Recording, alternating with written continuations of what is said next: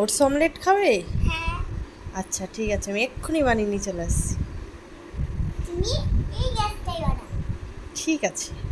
ওকে।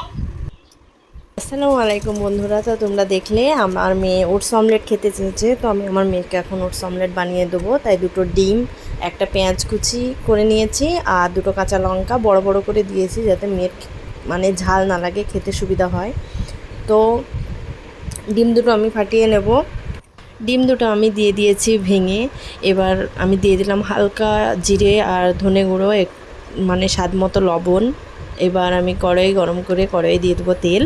তারপরে তেলটা গরম হলে আমি এটা মানে যেটা মাখিয়ে রেখেছিলাম, ওটস দিয়ে ডিমটা মাখিয়ে রেখেছিলাম, ওটা আপনাদের দেখানো হয়নি, যাতে ওটসটা একটু নরম হয়, ওই জন্য আমি মাখিয়ে রেখেছিলাম। তো সেটা আমি দিয়ে দেবো তাওয়ায়।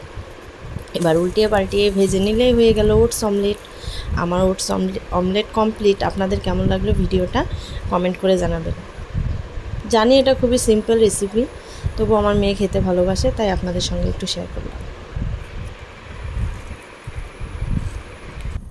প্লেটে তুলে এবার গরম গরম সার্ভ করুন আপনাদের বাচ্চাদের, খেতে ভালো লাগবে। চট জলদি 5 মিনিটের ওটস অমলেট রেসিপি, খুব সহজ।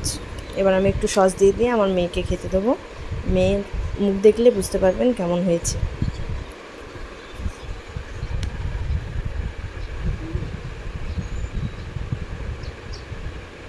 মেয়ে তো খুব ভালো বলেছে খেয়ে।